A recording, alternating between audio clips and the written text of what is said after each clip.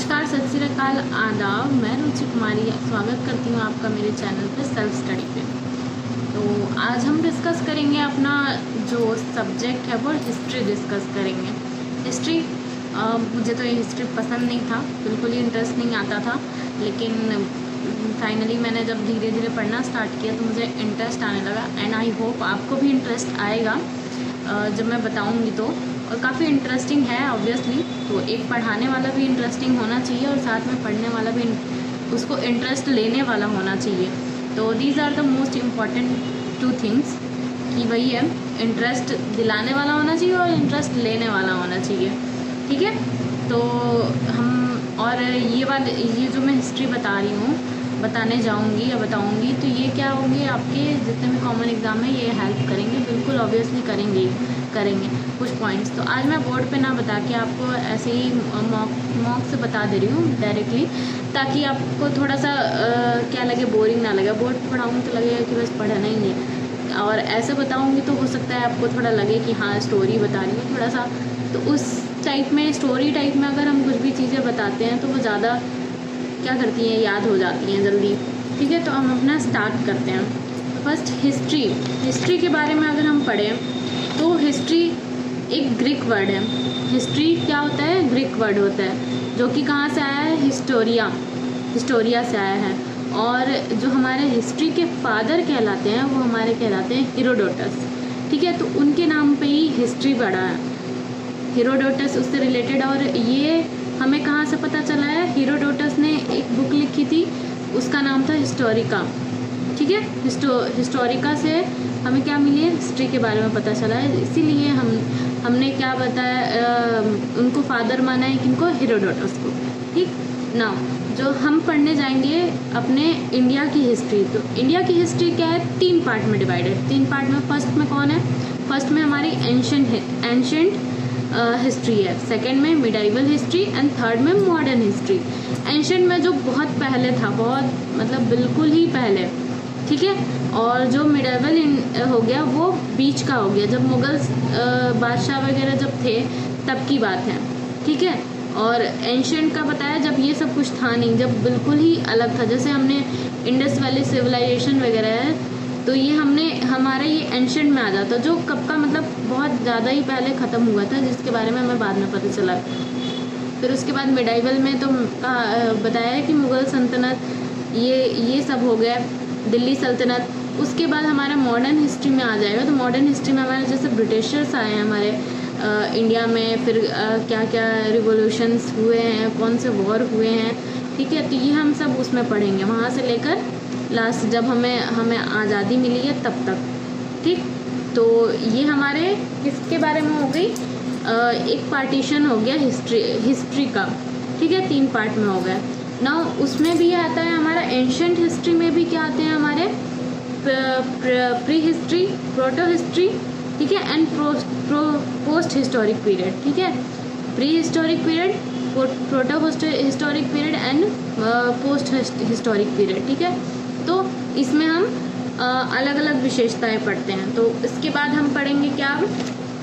यहाँ पे चले आए नाउ। अब हम चले आते हैं, इसका जो मैं एंशंट का है उसको आपको डिफरेंट वीडियो में मिलेगा, एंशंट हिस्ट्री के बारे में। और इस वीडियो में हम पढ़ने जाएंगे अपना मिडाइवल हिस्ट्री। ठीक है, तो मिडाइवल हिस्ट्री में सबसे पहले हम पढ़ेंगे इस्लाम के बारे में। ठीक, इस्लाम में जनरली 5 पिलर्स होते हैं। 5 पिलर्स में क्या क्या होते हैं? अब आप कहेंगे कि भाई इस्लाम में भी पिलर्स होने लगे। अब कौन से होते हैं पिलर्स? Means what? जिनको वो फॉलो करते हैं और जिसके थ्रू एक इस्लाम माना जाता है। ठीक है, या इन चीज़ों को, इन पिलर्स को, इनको जो फॉलो करता है वो असली इस्लाम होता है, असली मुस्लिम होता है। ठीक है, तो क्या हैं 5 पिलर्स? तो फर्स्ट जो हमारा है वो देखते हैं। फर्स्ट क्या है? बिलीव इन कलमा।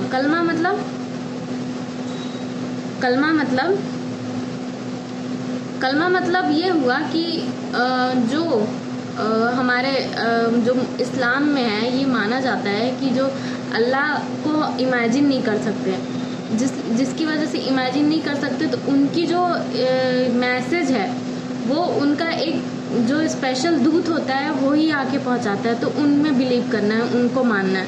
ठीक है, जैसे माना गया है मोहम्मद को क्या भगवान का आखिरी दूत माना गया है। ठीक, तो जब नमाज पढ़ते हैं यहाँ आपकी मस्जिद में आपको सुनाई देता होगा, मस्जिद में अगल बगल होगा तो सुबह में भी नमाज पढ़ा जाता है और शाम में भी पढ़ते हैं उसमें मस्जिद में।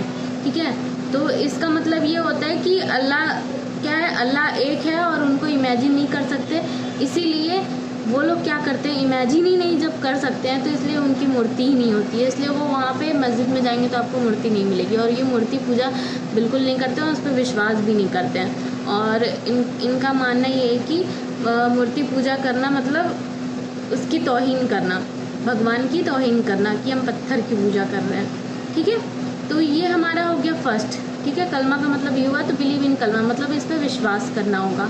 सेकंड क्या है कि 5 बार नमाज पढ़ना है। ठीक है, 5 टाइम्स नमाज पढ़ना है, ये हमारा सेकंड पिलर हो गया। थर्ड पिलर में हो गया हमारा रमज़ान रोज़ा।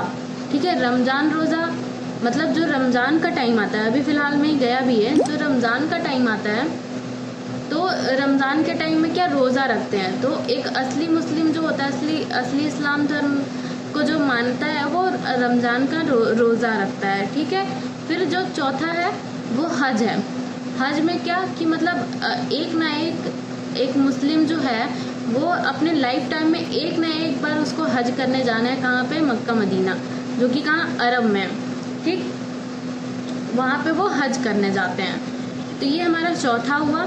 एंड पांचवा, जैसे हम उसमें हमारे यहाँ हिंदू में क्या होता है कि जैसे बूढ़े हो जाने के बाद वो क्या करते हैं, धाम की यात्रा पे चले जाते हैं। उसी तरह इसमें हज में इसी टाइप का होता है कि वो भी जब सारी चीज़ों से मुक्त हो जाते हैं, जब उनका टेंशन फ्री हो जाते हैं और उनको फिर मौका मिलता है, अगर वो एलिजिबल हैं जाने को, ठीक है, इतना एफर्ट कर सकते हैं, तो फिर वो इसीलिए जाते हैं लास्ट टाइम में या उससे पहले भी जब उनको मौका मिला है। ठीक, एंड लास्ट में जो होता है वो जक़ात का मतलब ये होता है कि 140, ठीक है, 140 पार्ट अपने सैलरी का वो क्या करते हैं, दान करते हैं। किनको किस लिए? इस्लाम धर्म का एडवर्टाइजमेंट करने के लिए। एडवर्टाइजमेंट में ये भी नहीं कि ऐसा दे दिए और बता रहे हैं कि मैंने दिया है, ऐसा देते हैं ये कि मतलब एक हाथ दे रहा है तो दूसरे हाथ को पता भी नहीं चले। इसका मतलब ये कि शो ऑफ नहीं करना, दिखाना नहीं, बताना नहीं है किसी को, ये गुप्त रखा जाता है कि किसने कितना दिया है, कहाँ पे दिया है। ठीक है, तो ये हो गया हमारे 5। ठीक है, तो ये 5 पिलर्स तो याद रखने ही रखने हैं। उसके बाद हम पढ़ते काफिर क्या होता है? काफिर वो होता है जो इस्लाम को अनफॉलो करता है, मतलब उसको मानता नहीं है, फॉलो नहीं करता है। ठीक है, इस्लाम को फॉलो नहीं करता है तो वो क्या होता है? काफिर होता है। और जो पर्सन काफिर का किल करता है, मतलब काफिर को मारते हैं, वो क्या कहलाते हैं? गाजी कहलाते हैं। ये सब टर्म्स समझ में आए। उसके बाद हम पढ़ेंगे कि इस्लाम का फाउंडेशन किसने किया है। ठीक है, इसकी स्थापना किसने की है। तो इसकी स्थापना के लिए हम पढ़ते हैं हज़रत मोहम्मद जी को। हज़रत मोहम्मद जी, अगर पूछा जाए कि फाउंडेशन ऑफ इस्लाम, फाउंडर, ठीक है, फाउंडर ऑफ इस्लाम कौन है, तो यहाँ पे हज़रत मोहम्मद जी होंगे। ठीक है, और उनका बॉर्न जो हुआ, वो बॉर्न हुए थे, मतलब पैदा हुए थे 570 AD में इन मक्का में। ठीक, और उनको एनलाइटमेंट मिला कहाँ पे? हीरा केव में। एनलाइटमेंट मिला उनको हीरा केव में। उसके बाद जब उनको एनलाइटमेंट मिल गया तो वो मक्का से शिफ्ट हो गए कहाँ? मदीना में। इसीलिए ये 2 जगह जब हज करने जाते हैं तो ये दोनों, मक्का मदीना कहा जाता है, ये दोनों जगह विजिट करने के लिए। फिर नेक्स्ट इसके बाद जो इस्लामिक कैलेंडर होता है उसको कहते हैं हिजरी संवात। ठीक है, इस्लामिक कैलेंडर को हिजरी संवात कहते हैं, जो आया कब? 57 BC तक में आया। फिर उसके बाद इसी कैलेंडर को इंडियन गवर्नमेंट ने कहा शक संवात। ठीक, वैसे ये ज़्यादा इम्पोर्टेंट नहीं है बट ये जानना ज़रूरी है। नाउ उसके बाद ये क्या हुआ, जो हज़रत मोहम्मद जी थे वो डाई हो गए कब? 632 BC AD में। ठीक, मतलब 632 AD में वो उनका डेथ हो गया, देहांत हो गया। उसके बाद हज़रत मोहम्मद, अब बात ये हुआ कि जो हज़रत मोहम्मद साहब थे सर थे, तो उनकी जो आगे की जो प्रॉपर्टी थी या आगे का शासनकाल वो कौन संभालेगा। तो हुआ ये कि इनके एक सन इन लॉ थे, सन इन लॉ, बेटे बच्चे तो थे नहीं, तो सन इन लॉ थे, वो कौन थे, एक अली थे, और उसके बाद दूसरे जो थे वो थे अबू बुकरा, उमर और उस्मान। ठीक है, तो वैसे कहा जाता था कि बनने के लायक कौन थे, अली थे, अली, लेकिन बनाया किसको गया, अबू बुकरा को बनाया गया, क्योंकि ज़्यादातर लोगों का मानना ये था कि अबू बुकरा को बनाना चाहिए आगे का सक्सेसर। ठीक है, तो 80 से 85% तक वोट दिया गया, तो पाया गया कि अबू बुकरा को मतलब इनको सक्सेसर बनाया गया। और लेकिन अली हैं, इनको जो वोटिंग मिली थी वो 15 से 20% ही मिली थी, तो इसके कारण इनको नहीं बनाया गया। तो जो इन पे जो ये बिलीव करते थे कि अली को बनाना चाहिए तो उनको कहते थे शिया, और जो ये बिलीव करते थे कि अबू बुकरा को बनाना चाहिए तो उनको कहते थे सुन्नी। तो शिया सुन्नी आपको यहाँ से समझ में आ गया। उसके बाद जो अली के सन थे वो हुसैन थे। अली के सन क्या थे, हुसैन थे। फिर यहाँ पे क्या हुआ कि ये दोनों में क्या हुआ, इस चीज़ में मतभेद होने लगा कि मतलब बनेगा कौन, अली बनेंगे या अबू बुकरा बनेंगे। तो इसी मतभेद को दूर करने के लिए फिर सूफी आए थे बीच में। उनका ये मानना था कि कुछ भी नहीं होता है, जो होता है वो खुदा होता है, उनके अलावा और कोई भी नहीं होता है। ठीक है, तो ये इसलिए आए थे। नाउ इतना तो समझ में आ गया है। उसके बाद कुछ टर्म्स है जो हमें जानना ज़रूरी है, जैसे मेसोपोटामिया क्या है, इराक का ओल्ड नेम है, ये आ सकता है, बहुत ही इम्पोर्टेंट है, नोट कर लीजिएगा। तो मेसोपोटामिया इराक का ओल्ड नेम है, और इसका जो कैपिटल था वो बगदाद था। ठीक है, बगदाद। और सुन्नी जो अबू बुकरा के साइड से थे, तो उनके जो IS टेररिस्ट के कुछ नाम हैं, जैसे IS इराक IS थे, तो इसका ये कौन सी जगह पे है, इराक और सीरिया पे थे। फिर अल शबाब कहाँ, केन्या में। फिर बोको हराम नाइजीरिया में, तालिबान अफगानिस्तान में, जिहाद। ठीक है, जिहाद किसको कहते हैं, धर्मयुद्ध। तो इस नारे को भी, ये धर्मयुद्ध, इस नारे को बाद में आप पता चलेगा जब हम अरेबियन इन्वेजन पढ़ेंगे आगे जाके। ठीक, उसके बाद यहाँ तक तो हमारा हो गया इस्लाम के बारे में। नेक्स्ट आगे जब हम पढ़ेंगे Arabian invasion in India, Arabians जो थे वो हमारे इंडिया में कब आए, उनका आक्रमण कब हुआ और किसने पहले किया। ठीक, तो ना उसके बाद अब हम पढ़ते हैं मोहम्मद बिन कासिम के बारे में। मोहम्मद बिन कासिम क्या थे, 1712 से 1714 तक ये क्या थे, अरब के रूलर में से थे। तो लेकिन जो अरब के रूलर थे हमारे अल हजाज थे, और अल हजाज के ही क्या थे, चीफ कमांडर कासिम थे। कासिम कौन, मोहम्मद बिन कासिम। ठीक, तो ये क्या थे, हमारे अल हजाज, मतलब अल हजाज के कमांडर थे, और अल हजाज कौन थे, हमारे अरब के रूलर थे। ठीक, इसके बाद ये क्या हुआ, ये फर्स्ट मुस्लिम है जो भारत पे आक्रमण किया इन्होंने। ठीक है, उसके बाद जब इन्होंने आक्रमण किया तो कैसे किया, जो एक रास्ता होता था सिंध नदी, सिंध इंडस का, जो मैंने पढ़ा रखा है ज्योग्राफी में, इंडस का एक एरिया था, उधर से वो आते थे अरब साइड में से। तो इंडस के साइड से वहाँ पे उस समय एक हिंदू रूलर था दाहिर, उसको क्या किया उन्होंने, डिफीट किया, मीन्स उनको हरा के और वहाँ पे कब्जा कर लिया। कब्जा करने के बाद फिर क्या किया, वहाँ से उनकी जो दाहिर की बेटी थी, दाहिर की बेटी को अगवा करके और उसको अरब में भेज दिया, ताकि अल हजाज के बेटे हैं वो उनसे शादी कर सके। फिर उसके बाद ये जो कासिम थे उन्होंने किया क्या कि वहाँ पे फर्स्ट मुस्लिम थे जो उन्होंने टैक्स अप्लाई किया, कहाँ पे, इधर जहाँ पे कब्जा किया था इंडस वैली के पास से, ठीक है। तो उन्होंने टैक्स अप्लाई किया था इंडिया में एज अ जजिया। जो जजिया में क्या होता था, ये टैक्स उनसे लेते थे जो मुस्लिम नहीं थे, ठीक है। और उनको छोड़ के ये भी एक 1/2 और 1/3 के इनकम में, मतलब अगर उनका इनकम जो था 30,000 अगर होता, मान लीजिए अभी के टाइम में 30,000 होता, तो उसका 1/3 उनको देना पड़ता, 1/3 या मतलब हाफ देना पड़ता। तो ऐसा उनको देना पड़ता था। उसके बाद बस उनको नहीं देना पड़ता था, किनको, जो विडो थे, मतलब जो विधवा थी, जो हैंडीकैप थे और जो ब्राह्मण्स थे, उनको छोड़ के बाकियों को क्या करना था, टैक्स भरना था। उसके बाद यही जो थे फर्स्ट टाइम इन्होंने क्या किया था, गोल्ड कॉइन्स का यहाँ पे इंडिया में लाया था, तो जिसको नाम दिया था दिरहम कॉइन्स। दिरहम क्या करेंसी है अरब की, यूएई की करेंसी दिरहम।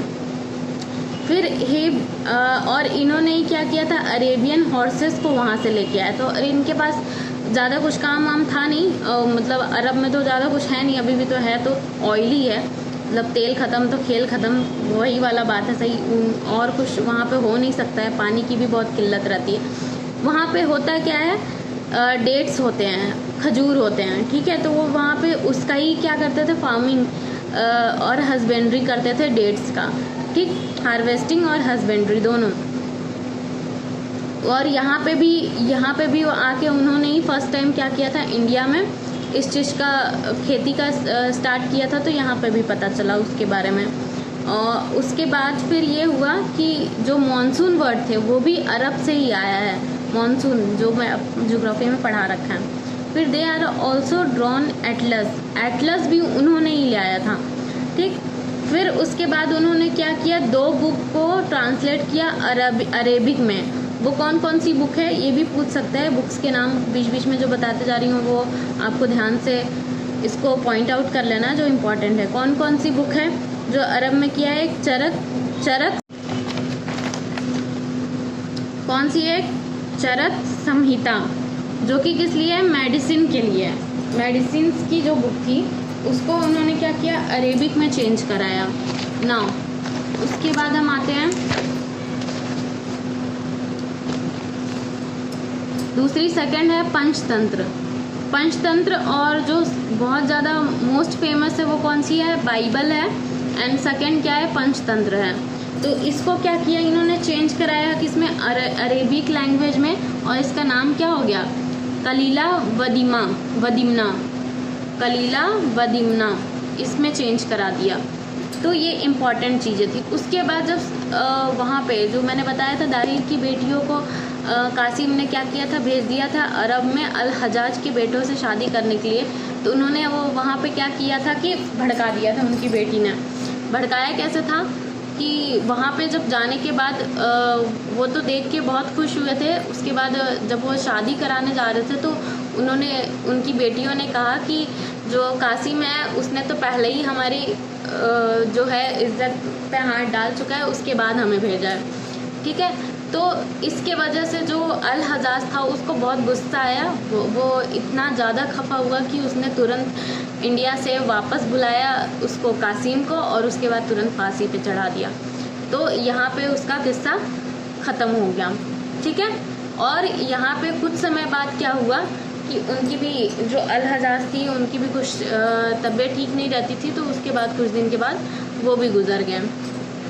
तो यहाँ तक बात हुई किसकी, हमारे तो यहाँ तक हुआ, यहाँ पे मोहम्मद बिन कासिम का ख़त्म हुआ। अब नेक्स्ट आगे जो हम पढ़ेंगे क्या, टर्किश इन्वेशन इन इंडिया।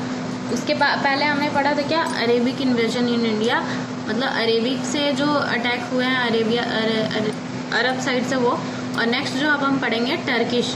तो टर्किश में कौन कौन से आ जाएंगे, जैसे मोहम्मद गजनवी आ जाएंगे और मोहम्मद गौरी आ जाएंगे। तो ये हम आगे नेक्स्ट डे पढ़ेंगे, नेक्स्ट वीडियो में पढ़ेंगे। तब तक के लिए आप इनको बिल्कुल अगर एक बार में ना समझ में आए तो बार बार वीडियो देखिए, सुनिए।